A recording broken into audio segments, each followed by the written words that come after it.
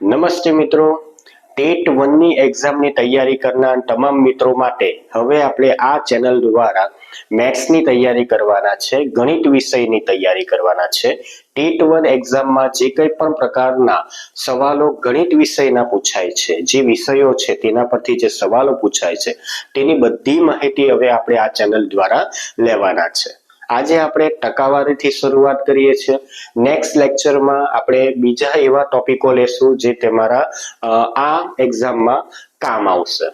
Okay, ચાલો તો ટકાવારીની માહિતી લઈએ। ટકાવારી એટલે તમને અંદાજે ખ્યાલ જ છે કે ભાઈ જેનું મૂલ્ય 100 દ્વારા કન્વર્ટ કરવામાં આવે, એટલે કે 100 ના સંદર્ભમાં જેને આપણે જે મૂલ્યને કન્વર્ટ કરીએ તો તેને શું કહેવાશે? ટકાવારી કહેવાશે। જેમ કે સંભાવનાની અંદર આપણે શું કરીએ છીએ તો 0 થી 1 ના અંદર જે મૂલ્યને કન્વર્ટ કરીએ તો તેને સંભાવના કહેવાય। તે જ પ્રમાણે આપણે 100 ના અંદરમાં જેને એટલે કે 100 ને સંદર્ભ રાખીને જે મૂલ્યને કન્વર્ટ કરીએ છીએ તો તેને શું કહેવાશે? ટકાવારી કહેવાશે। જેમ કે એક સામાન્ય ઉદાહરણ જે તમને બધાને ખ્યાલ આવી જશે કે ભાઈ હા બરાબર છે કે 500 ગુણ ની કસોટીમાં એક વ્યક્તિના 250 ગુણ આવ્યા છે, એટલે કે 250 ગુણ એ મેળવે છે તો તેને ખાલી જગ્યા ટકા ગુણ મેળવ્યા હશે। આવી રીતે કઈ પ્રશ્ન હોય તો તેનો સિમ્પલ જવાબ શું થશે તો ભાઈ 500 છે અને અડધા માર્ક્સ લાવ્યા એટલે કે એનો જવાબ થશે 50%। ગણતરી કરવા વગર આપણને ખ્યાલ આવી જાય છે, પણ મૂળ વસ્તુ શું સમજવાની છે તેને જરાક ધ્યાનથી આપો। અહીંયા મારા ગુણ એટલે જે તે વ્યક્તિના ગુણ કેટલા આવ્યા છે? 250 આવ્યા છે, એટલે કે 250 એ પોતે શું છે તો 50% કહેવાય। એટલે આપણે શોધ્યું શું તો 250 કિંમત છે, ગુણ છે, તેને આપણે શેમાં કન્વર્ટ કરી તો ટકામાં કન્વર્ટ કરી। એટલે જે ગુણ આપણે ટકામાં કન્વર્ટ કરી તો તેને મૂલ્ય આપણે કહેશું કે આ મૂલ્યને કન્વર્ટ કર્યું, બરાબર? હા, કોના સંદર્ભમાં કન્વર્ટ કર્યું તો આ 250 ગુણ છે તો તે કોના સંદર્ભમાં મારા મળ્યા છે તો એ 500 ના સંદર્ભમાં મળ્યા છે। ઓકે, 500 ગુણની પરીક્ષા હતી ને મારા 250 આવ્યા। ટકા કોના પર નીકળશે? 250 પર નીકળશે, પણ સંદર્ભ શું હતો? 500 હતો, બરાબર? આ બાબતને ધ્યાનમાં રાખીએ તો જ પછી ટકાવારી આપણે સમજી શકીએ। એટલે ટકાવારીમાં મુખ્ય બે બાબત હોય છે। એક શું કે જેની બાબત આપણે શોધવાની છે, જે મૂલ્યની બાબત આપણે શોધવાની છે, ટકા જેના શોધવાના છે તો તેને મૂલ્ય કહેવાશે, બરાબર? અને બીજી બાબત શું છે? સંદર્ભ। એ ટકા આપણે શોધીએ પણ કોના સંદર્ભમાં શોધવાના છે તો તેને આપણે શું કરીશું? સંદર્ભ કહેશું। ઓકે, તો આ બાબત દ્વારા હવે આપણે ટકાવારીની બીજી ચર્ચા કરીએ। હવે અહીં આપણી પાસે 3 આકૃતિઓ છે। આ આકૃતિને આપણે અપૂર્ણાંકમાં લખવું હોય તો તમને આઈડિયા હશે જ કે કઈ રીતે લખી શકાય। જેમ કે અહીંયા આકૃતિમાં 2 ભાગ પાડ્યા છે એટલે 2, એમાંથી એક કલર વાળો છે એટલે 1/2। તે જ પ્રમાણે આગળ જોઈએ તો અહીંયા 4 ભાગ છે તો તેમાંથી એક કલર વાળો છે। તે જ પ્રમાણે અહીંયા 5 ભાગ છે, એમાંથી એક ભાગ કલર વાળો છે। હવે આ આકૃતિને આપણે ટકાવારી સાથે સમજીએ તો અહીંયા કંઈક આવી રીતે હું દર્શાવી શકું કે ભાઈ ટોટલ ભાગ એ સંદર્ભ છે, એમાંથી એક ભાગ કલર કરેલો છે એટલે કે એનું મૂલ્ય આપણે શોધવાનું છે કે આ કલર કરેલો ભાગ છે તેની ટકાવારી કેટલી છે। તે જ પ્રમાણે અહીંયા 4 ભાગ છે, એમાંથી એક ભાગની ટકાવારી કેટલી છે? 5 ભાગ છે તો તેમાંથી એક ભાગની ટકાવારી કેટલી છે? આનો અર્થ આવો કઈ નીકળે છે। ચાલો, તો આના ટકા આપણે એમ જ અંદાજે કહી શકીએ છીએ કે ભાઈ 50% છે, પણ કેવી રીતે આનો જવાબ 50% આવે તો તે આપણે સમજીએ।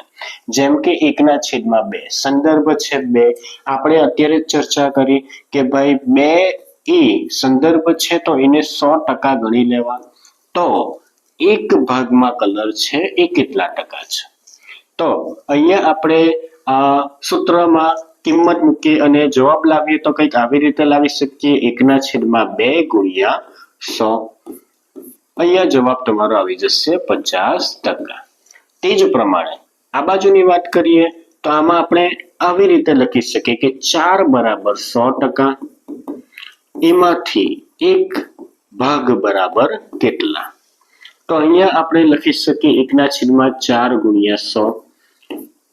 25 ચોક 100 એટલે ટકા આવશે આના 25%. બરાબર. ટૂંકમાં અહીંયા કર્યું શું? જુઓ, આ ભાગ જુઓ, ગણતરી જુઓ અને આની ગણતરી જુઓ. અહીંયા આપણી પાસે 1/2 છે અને 50% આપણે જવાબ લાવ્યા. અહીંયા 1/4 છે અને આપણે 25% જવાબ લાવ્યા. શું કર્યું? તો જે કિંમત આપણને આપેલી છે તે જ અહીંયા તમને દેખાય છે. અહીંયા પણ 1/4 છે તો આ પણ 1/4 જ દેખાય છે. માત્ર ને માત્ર મારે કામગીરી શું છે? ગુણ્યા 100 કરવાની. એટલે કે 1/2 ગુણ્યા મેં 100 કરી દઉં એટલે મારો જવાબ આવી જશે 50%, જે આ ભાગનો જવાબ છે. અહીંયા આપણે લખ્યું છે 1/4 ગુણ્યા 100 મેં કરી દઉં એટલે કે 25%, એટલે કે આ તમારો જવાબ આવી જાય. મતલબ કે જો આ અપૂર્ણાંક આપ્યો હોય અને એને આપણે 100 વડે ગુણાકાર કરીએ તો એ અપૂર્ણાંકનું શું થઈ જશે? તો ટકામાં રૂપાંતર થઈ જશે. આ આકૃતિના ભાગને આપણે કઈ રીતે દર્શાવી શકીએ છીએ? તો 1/5 આ પ્રમાણે દર્શાવી શકીએ છીએ. હવે એની અંદર ટકા કેટલા છે કે આ કલર કરેલો છે એ ભાગના ટકા કેટલા છે તો એ શોધવા માટે ડાયરેક્ટ આપણે શું કરી દેવાનું? ગુણ્યા 100 કરી દેવાના. એટલે તમારો જવાબ શું આવી જશે? 20% આવી જશે. આ લોજિક પ્રમાણે આ પ્રકારના દાખલા આપણે જોવાના છે. જોઈએ, અહીંયા એક દાખલો મેં મૂક્યો છે તો તેમાં જવાબ શું આવશે તો તેની ચર્ચા કરીએ.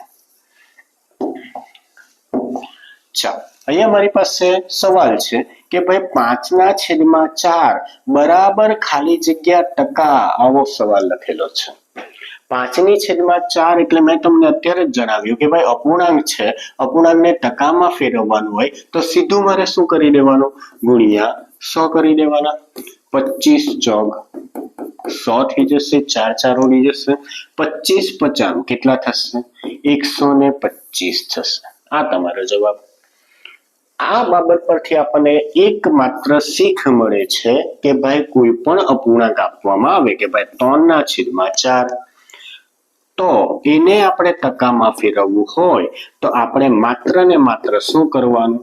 100 સાથે ગુણાકાર કરવાના. એટલે તમારો જવાબ અહીંયા આવી જશે શું? તો 75%. ટકામાં રૂપાંતર થઈ જાય. કોઈ પણ આપણને રકમ આપેલી હોય તો તેને ટકામાં રૂપાંતર કરવું હોય તો મારે શું યાદ રાખવાનું? ગુણ્યા 100 યાદ રાખવાના. બરાબર. ચાલો, હવે આ તો થઈ અપૂર્ણાંકની વાત. હવે તમને ખાલી માત્ર એમ લખી દીધું હોય કે ભાઈ 4 બરાબર ખાલી જગ્યા ટકા, તો આનો અર્થ શું થાય? તો આનો અર્થ આવો થાય 1/4. 1/4 બરાબર કેટલા ટકા? આવું થશે. આપણે કઈ નથી કરવાનું, માત્ર આ ગુણ્યા 100 કર્યા બરાબર 400%, એનો જવાબ થઈ જશે. અહીંયા જવાબ શું આવશે? 400%. 4 બરાબર કેટલા ટકા? 400%. ટૂંકમાં અપૂર્ણાંકમાં કંઈક નીચે ના હોય તો એને એક ધારવાનો રહે. ચલો, તો તમને આમાંથી એટલી આઈડિયા આવી ગઈ હશે કે જ્યારે આપણે મૂલ્યમાંથી ટકામાં ફેરવીએ એટલે આપણે માત્ર શું કરવાનું છે? 100 વડે ગુણાકાર કરવાનો છે. એટલે તમારો જવાબ શું થઈ જશે? ટકામાં થઈ જશે. ચાલો, એનું જ ઊંધું. હવે મને આપેલું શું છે? ટકા આપેલું છે અને મારે હવે જવાબ શેમાં મેળવવાનો છે? મૂલ્યમાં મેળવવાનો છે, કિંમતમાં મેળવવાનો છે. શું કરીશું?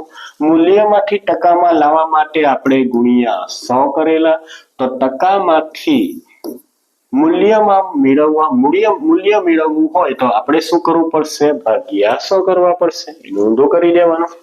ચાલો, 60/100 0 0 ઉડી જશે. 3 દુ 6, 5 દુ 10 એટલે અહીંયા આવશે 3/5. આ અપૂર્ણાંકનો જવાબ શું આવશે? તો 60% આવશે. આનો મીનિંગ આવો થશે. ચાલો આગળ જોઈએ. અહીંયા 150 છે એને આપણે કિંમતમાં ફેરવવાનું છે, મૂલ્યમાં ફેરવવાનું છે. તો આપણે શું કરશું? ભાગ્યા 100 કરીએ. 0 0 અહીંયા આવડી જશે.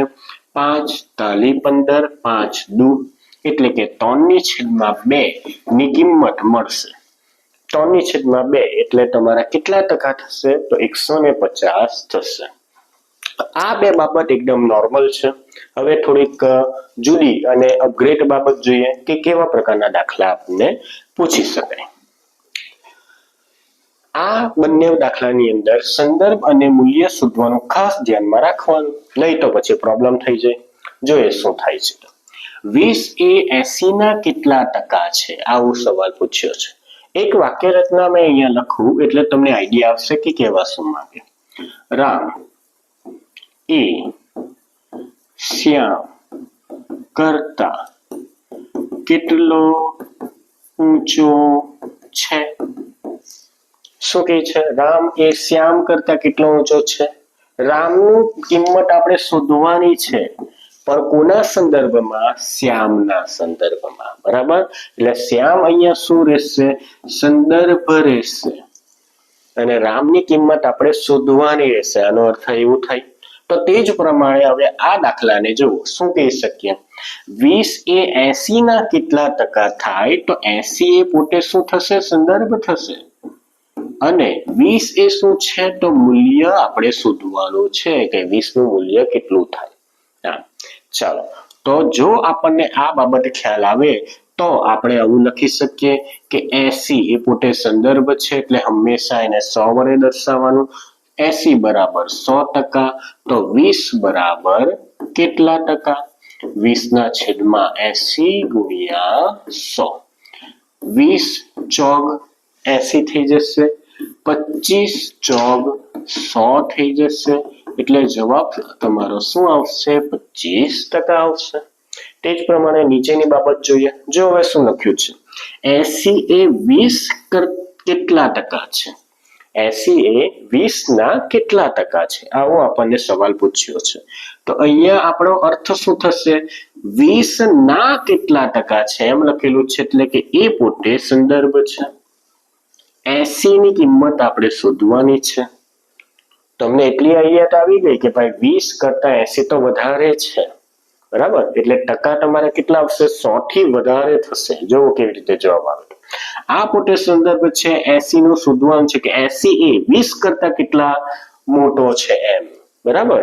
ચાલો, તો અહીંયા આપણે લખી શકીએ 20 સંદર્ભ છે એટલે એને આપણે 100% તરીકે સરખાવીએ. તો 80 એ કેટલા? 80 ના છેદમાં 20 ગુણ્યા શું થઈ જશે? અહીંયા 100 થઈ જશે. 20 ચોગ 80 થઈ જશે અહીંયા. ચાલો, 4 ગુણ્યા 100 એટલે અમારો જવાબ શું આવશે? 400% આવશે.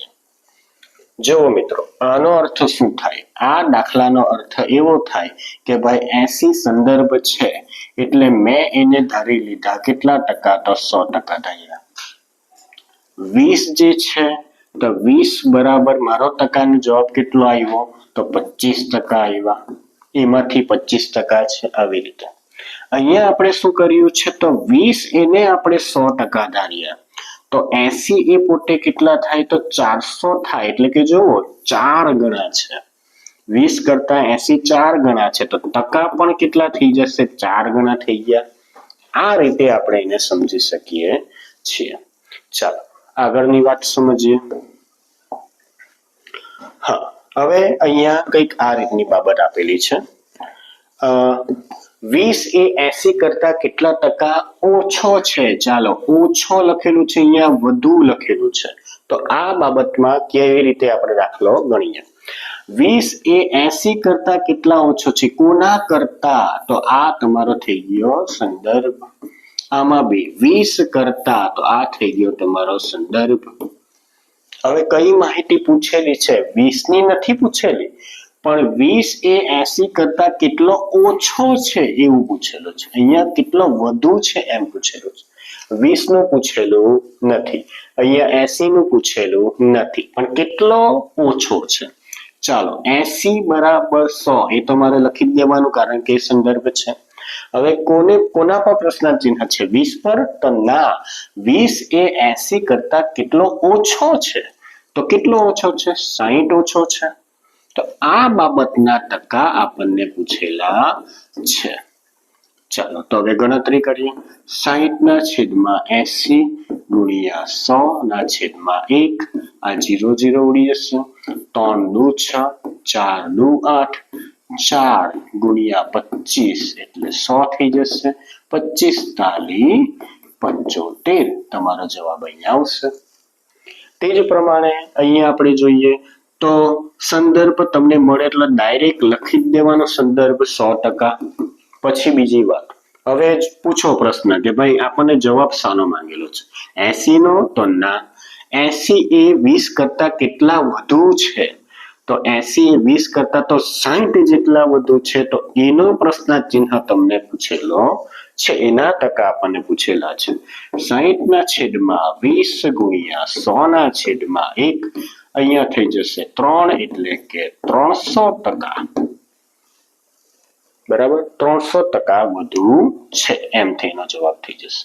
ઓકે, આનો અર્થ આપણે આગલા દાખલામાં કર્યો તે રીતે આનો અર્થ જોઈએ કે 80 ને મેં કેટલા ધાર્યા? તો 100 ધાર્યા.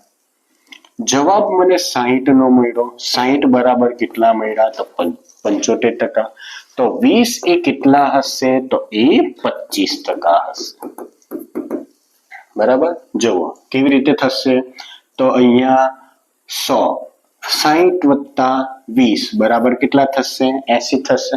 એ જ પ્રમાણે 75 વત્તા 25 બરાબર કેટલા થશે? 100 થશે. તો થઈ ગયું ને સોલ્યુશન. હવે આમાં જુઓ કઈ રીતનું થશે. અહીંયા મેં 20 બરાબર કેટલા ટકા ધાર્યા? તો 100% ધાર્યા.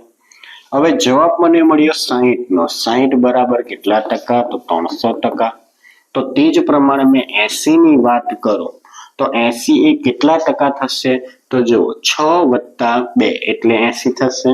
બરાબર, 20 વત્તા 60 બરાબર 80 થશે. એ જ પ્રમાણે અહીંયા 100 વત્તા 300 એટલે કેટલા થશે? 400 થશે. હવે તમે જ વિચારો, 20 કરતા 80 કેટલા ગણા છે? 4 ગણા છે. તો 100 ના બી 4 ગણા થઈ ગયા ને. આ રીતે ટૂંકમાં ટકાવારીની અંદર સંદર્ભ અને જે મૂલ્ય છે તે એકબીજા સાથે શું થયેલું કહેવાય? તો એકબીજા સાથે સંકળાયેલા છે. 100 સાથે ગણતરી તો છે જ, પણ બધા એકબીજા સાથે શું થયેલું કહેવાશે? સંકળાયેલા ગણાશે. સમજો, ધીમે ધીમે આ લેક્ચર પાછો જોવો એટલે તમને આઈડિયા આવી જશે કે આપણે કઈ બાબતને ધ્યાનમાં રાખવાનું છે. કેમ? કારણ કે સીધા આવા પ્રશ્ન નહીં પૂછાશે, તમને કોઈ પ્રશ્ન પૂછાશે. આની જગ્યા પર નામ અંદર એડ કરશે, મૂલ્ય એડ કરશે, કંઈક પૈસા એડ કરશે, એવા શબ્દ બદલશે. હા, સવાલ પૂછવાની રીત આ જ રહેશે, પણ એમાં કઈ રીત એપ્લાય થાય તો તેને તમારે સમજવા માટે સંદર્ભ અને મૂલ્ય એ બંનેની માહિતી તમારે ધ્યાનમાં રાખવી પડશે. ચાલો આગળ જઈએ. દાખલાને થોડાક હજુ વધારે ટફ કરીએ. જો એ બી કરતા 25% વધારે હોય તો બી એ કરતા કેટલા ટકા ઓછો રહેશે? અને શોર્ટ ટ્રીક પણ છે. શોર્ટ ટ્રીક આપણે પછી જોઈએ, પહેલા સમજીએ શું કહેવા માંગે છે. બરાબર, એ બી કરતા 25% વધારે છે. ચાલો તો એ જે છે બી કરતા 25% વધારે, તો બી બરાબર મેં લઈ લો 100. તો એ કેટલો થશે? તો 25% વધારે એ છે બી કરતા, તો એ ન્યા થઈ જશે 125. આવો એનો અર્થ નીકળે.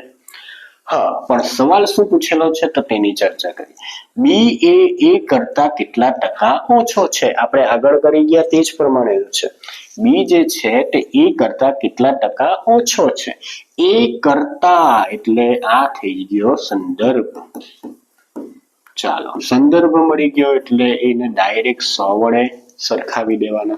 કેટલા ટકા ઓછો છે? તો 25 ઓછો છે.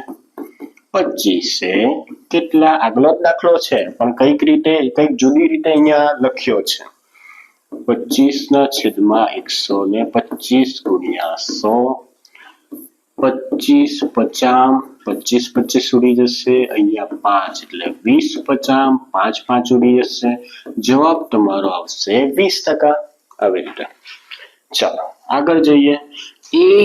એ બી કરતા 20% ઓછો હોય તો ચાલો એ જે છે તે બી કરતા કેટલો છે 20% ઓછો છે તો બી ને આપણે ધારી લઈએ 100 તો એ ની કિંમત કેટલી થશે તો એ 20% જેટલો ઓછો છે એટલે 80 થશે બરાબર ચાલો આગળ વધીએ સવાલ શું પૂછેલો છે બી એ કરતા કેટલા ટકા વધુ છે એવું અહીંયા પ્રશ્ન પૂછેલો છે એ કરતા એટલે કે એ ને આપણે સંદર્ભ લેવાનો ડાયરેક્ટ લખી દીધું 100 કેટલા ટકા વધુ છે તો કેટલા ટકા વધુ કહેવાશે તો એ કરતા બી એ કરતા એ 20 જેવા વધારે છે 20 જેટલો વધુ છે એટલે કે આ રીતના પ્રશ્ન પૂછાશે હવે એનો જવાબ લાવીએ 20/80 ગુણ્યા 100/1 ચાલો 20 ચોગ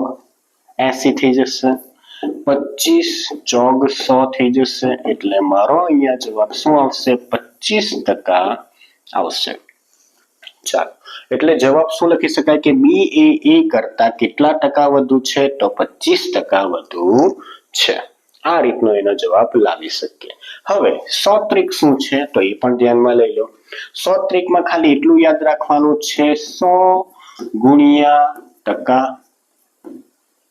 છેદમાં 100 પ્લસ ઓર માઇનસ ટકા આ સૂત્ર પરથી આવા દાખલાનું સોલ્યુશન કરી શકીએ છીએ સરળતાથી જો શું થાય 100 ગુણ્યા ટકા કેટલા આપેલા છે 25 છેદમાં 100 ટકા પછી શું લખેલું છે વધારો લખેલો છે તો વચ્ચે લખવાનું વત્તા 25 બરાબર ઓકે અહીંયા શું થશે 25 ગુણ્યા 100 ને એમ જ રાખીએ નીચે લખીએ 125 25 50 125 25 25 ઉડી ગયા અહીંયા 20 ગુણ્યા 5 એટલે 5 5 ઉડી ગયા તમારો જવાબ આવે 20 જો ચેક કરી લો છે જવાબ એ જ પ્રમાણે બીજા દાખલાને આપણે સોલ્વ કરીએ તો તેમાં પણ 100 ગુણ્યા અહીંયા ટકા આપેલા છે 20 છેદમાં 100 પ્લસ ઓર માઇનસ પણ અહીંયા લખેલો છે ઓછો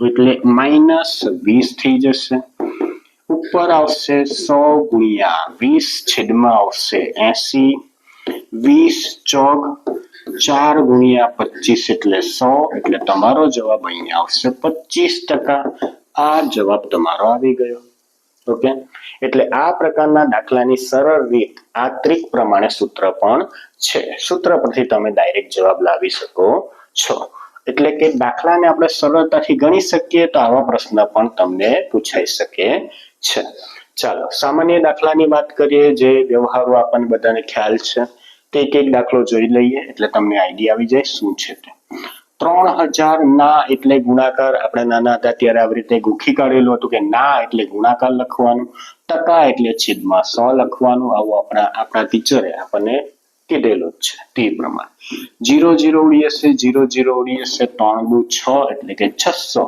મૂલ્ય થશે 3000 ના 20% એટલે કેટલા રૂપિયા થશે તો 600 રૂપિયા થશે તે જ પ્રમાણે થોડોક એને અપગ્રેડ કરીએ તો શું થશે કેવા પ્રકારના દાખલા જોવા હશે તો આ પ્રકારના 6000 ના 30% એટલે 30 ના છેદમાં 100 ગુણ્યા એના 20% એટલે 20 ના છેદમાં 100 0 0 ઉડી જશે આ બાજુ પણ 0 0 ઉડી જશે એક 0 બાકી રહ્યો તે રવા દઉં 6 તાલી 18 18 દુ 36 એટલે અહીંયા 360 તમારા જવાબ આવશે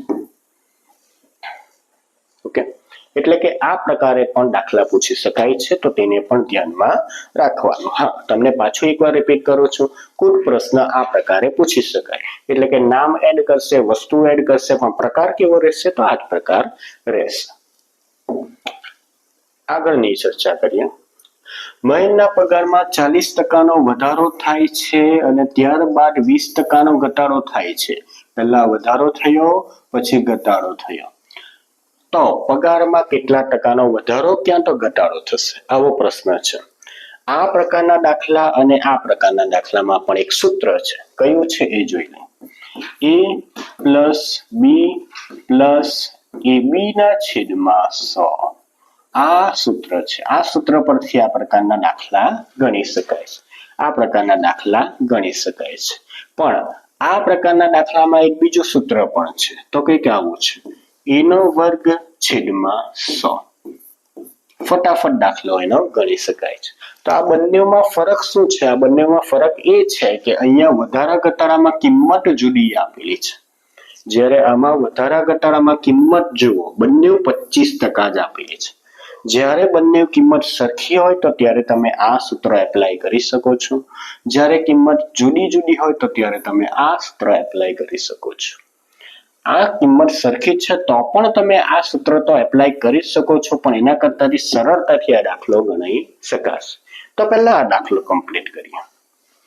મહિના પગારમાં 25%નો વધારો થાય છે, 25%નો ઘટાડો થાય છે, એટલે કે a નો વર્ગ એટલે કે ટકાનો વર્ગ. 25 નો વર્ગ છેદમાં 100. 25 નો વર્ગ એટલે 625 છેદમાં 100. જવાબ તમારો આવશે 6.25%નો ઘટાડો. મિત્રો યાદ રાખજો, જ્યારે પણ સરખી કિંમતનો વધારો ઘટાડો હોય તો ત્યારે હંમેશા શું થશે? ઘટાડો જ થશે, એટલું યાદ રાખજો. હા, જ્યારે વધારો ઘટાડો જુદો જુદો હોય તો ત્યારે તમારો જવાબ ઉપર આધાર રાખે. જો પ્લસમાં જવાબ આવે તો એને કહેવાશે વધારો, જો માઇનસમાં જવાબ આવશે તો તેને કહેવાશે ઘટાડો. જોઈએ આની અંદર માઇનસમાં જવાબ આવે કે પ્લસમાં જવાબ આવે. બરાબર, મારા પાસે સૂત્ર છે, એ સૂત્ર પ્રમાણે કિંમત મૂકું. આપણે એ બરાબર લઈ લઈએ 40 વધારો છે, બી બરાબર લઈ લઈએ -20 કારણ કે ઘટાડો છે, આ +40 કારણ કે વધારો છે. ચાલો, +40 -20 વત્તા કૌંસમાં +40 કૌંસમાં -20 છેદમાં 100. ચાલો સોલ્યુશન કરીએ. 40 માંથી 20 જાય તો 20 ઓછા વત્તા વત્તા થાય, મોટી રકમનું ચિહ્ન વત્તા 40 ગુણ્યા 20 એટલે 4 દુ 8, 800 ઓછા વત્તા ઓછા થઈ જશે છેદમાં 100. 0 0 0 0 ઉડી જશે, એટલે મારું અહીંયા કંઈક સમીકરણ આવી રીતે બનશે 20 વત્તા ઓછા ઓછા 8. બરાબર, એટલે મારો જવાબ આવશે +12. કેમ? કારણ કે 20 તો પ્લસ છે, મોટી રકમ પ્લસ છે, નાની રકમ માઇનસ છે, એટલે જવાબ કયો આવશે? પ્લસમાં આવશે. +12% મારા આવ્યા. 12% એટલે પ્લસ છે, એટલે મેં અહીંયા લખી શકું વધારો. 12%નો શું થયેલો કહેવાય? વધારો થયેલો કહેવાય આ વ્યક્તિના પગારમાં. બરાબર, જો અહીંયા મારો જવાબ માઇનસમાં આવતે તો શું લખાતે? ઘટાડો લખાતે. આઈડિયા આવી ગઈ શું છે તે? ચાલો, તો આ પ્રકારના દાખલામાં કે તમારે આ રીતની ગણતરી કરવાની રહેશે. આગળ વધીએ તો આ પ્રકારના દાખલા ટકાવારીના છે. આના પછીના લેક્ચરમાં, આના પછીના વિડીયોમાં આપણે બીજો કોઈક વિષય લેશું જે તમારા ટેટ 1 ની એક્ઝામમાં ગણિતના સિલેબસની અંદર છે. જે બધા વિડીયો તમે જોજો, જેથી કરીને ગણિતની તૈયારી તમારી સરળતાથી થઈ શકે. Thank you.